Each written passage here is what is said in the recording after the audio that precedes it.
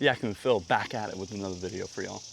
Before we get into this one, this is going to be our part 2 of the solo kayak fishing tournament. Just want to give a big shout out to the guy that commented on my last video. He was kind of giving me just some pointers and advice, fishing advice, editing advice, filming advice, and I just want to say I very much appreciate that.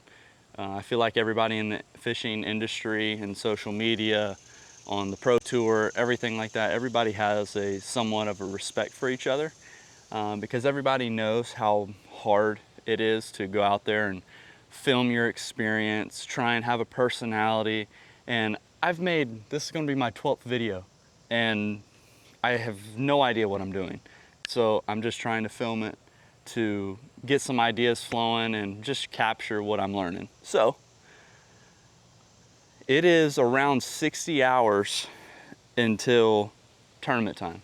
It is less than 48 hours until practice time. So I'm gonna kind of go over what I'm going to be bringing with me. So this is my Okuma fuel spin medium action rod. This is my weird guy. He's long, he's 7 foot, and it's kind of stiff, honestly, for a medium rod. I got this for my walking bait, and I was not really expecting it to be kind of this heavy. You know, it's not, I wasn't really picturing it to be that big of a deal, but I have kind of a problem with it, kind of walking it for a long period of time. And yeah, I got 14-pound fluoro on this, and I think for those kind of setups and baits, I think it'll be perfect. So, rod number 1.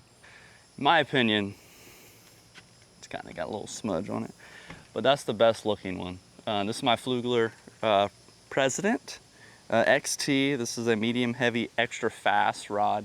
I'm gonna use this as kind of like my flipping rod, but I'm not flipping heavy cover on Lake Murray, so I don't really have that big of a problem with it being too light or not enough oomph, because I'm probably going to just be flipping solo branches and logs and deeper points of a dock. I'm not really going to be flipping lily pads, heavy grass, heavy hydrilla. At least I don't think so. That's kind of what I'm thinking. If it is, then I'm going to switch over to this rod to be my flipping stick. But for now, this is going to be my heavier-ish Texas rig rod for the trip. So yeah. Rod number 3, this is the one that I've had the longest. This is my Abu Garcia Black Max Next Gen medium heavy 7 foot. And this is kind of like my frog rod. I mean, as you can see, got that bad boy on there. So I don't think there's going to be a lot of vegetation, especially floating vegetation. I've been on Google Maps like an absolute spy, and I'm really not seeing a whole lot. Again, I could get there and it's filled. So I'm going to keep this on it, but in the back of my mind, this is going to be kind of like my jigging rod.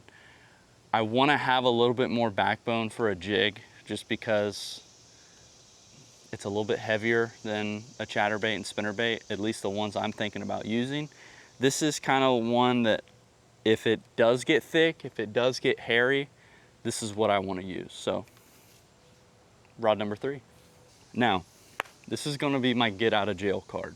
This is a, how long is this? This is a 6'6" medium action rod. This is a Sedona, I think is how you say it, Shimano 3000, 20-pound braid to 12-pound fluoro. This is going to be, again, this is going to be my get out of jail card here. Wacky worm. That's what I'm going to throw to try and get some more fish in the boat, try and fill out my limit if the spook didn't work out. But going into that, this is also going to be my drop shot rod and reel combo. So again, this is just going to be a fish catcher. If I need to fill out a limit, this is what I'm going to reach to, and I've caught a lot of fish on it. I've caught my PB snook off of this reel right here on a spook, by the way. again, this is a very, very good setup, and I'm very, very confident in. This is probably, other than the spook, this is the most confident technique that I'm going to use for Saturday. So, bang. With all of that said, that's kind of what my main idea is. You know, Friday, whenever I get out there, I can have a lot better assessment or judgment on what I need to throw, but that's what I'm gonna bring, and obviously I'm gonna bring backups and backup lures and baits and soft plastics and everything to test out what technique is gonna be the best. That's just kind of what I'm thinking right now, and yeah, so let's go get this stuff organized, shall we? It was absolutely roasting outside, so I had to come back in the AC. I hope you forgive me. But this is kind of what we're looking at here. This is kind of the stuff that I have set out of what I want to bring, whether that be leader line, worms, flipping, trailers, swim bait, life jacket weight, obviously, knife, my dry bags. That's kind of the things oh, forgot about the catch board. You know, you can't forget that. That's kind of the stuff I have laid out right now. You know, obviously I have some terminal tackle in there, like my bobber stops or my weight stops and hooks and stuff like that. So I'm trying something new. I've never tried owner hooks before. I have always heard of the mosquito hook. I've always used Gamakatsu. No hate to Gamakatsu. I literally have EWGs right there. But I've heard that these mosquito hooks are banging. So I just got the 1/0 mosquito hooks, and I went out. That was the hooks that I used to catch all those fish last video. So I'm gonna keep kind of rolling with that and go from there.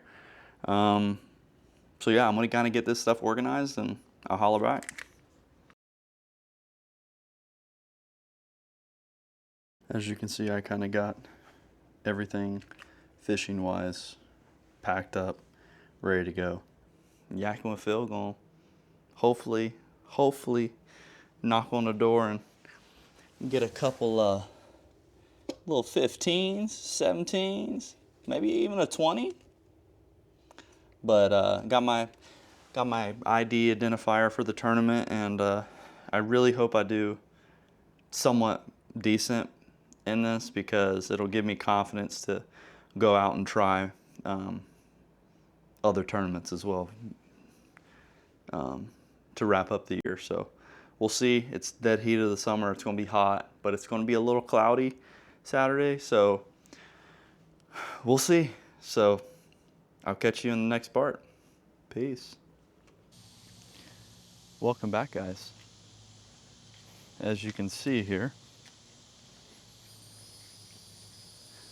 the yak is all done loaded up. I better go subscribe as well. Yak is all loaded up. Seat, net, paddle, anchor pole, anchor, rod holders, the whole 9 yards. Got the Garmin. I got a new battery for the Garmin. So yeah, next time I talk to you, it's going to be, for this video, we'll be on the water. Tomorrow is practice, and sadly I'm getting there pretty late, but I'm still wanting to just kind of scout the area a little bit. So there's the rods. They're all ready to go. Got to get the catch board, life jacket, tires, baits are in the center. Got a towel over top of them just in case. But we're about to get this bread, and I'll catch you in the next one. Peace. What is up, Yakking with Phil family? I am on the water. As you can see, it is absolutely heaven in here. Like glass. It's beautiful. I'm just gonna kind of pedal around, try and get a couple ideas of what looks good, what doesn't look good, and maybe mark a couple waypoints to fish some offshore stuff. On the way here, I was seeing some laydowns kind of stuff, and it really screamed flipping jig, maybe even a big swim bait up in it. It just looked like a shallow flat. It looked very nice. So I'm going to just kind of cruise around, get a couple ideas. And this is a huge lake. Lake Murray is absolutely massive. There's been Bassmaster events here, so I'm just trying to pick out a couple spots, maybe throw up the drone a couple times and just kind of get an idea of the land. So why don't we?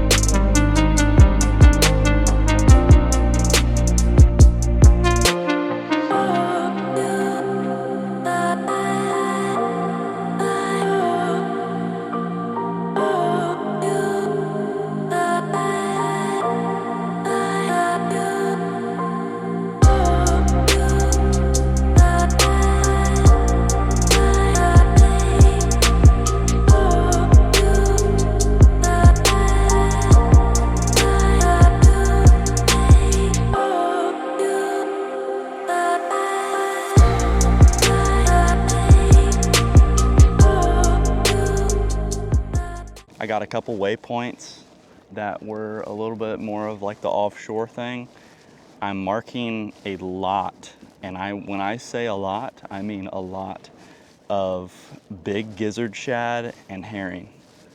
I also saw a lot of bluegill kind of near the bank, like near the rockier spots. I don't know if you can kind of see that point kind of behind me.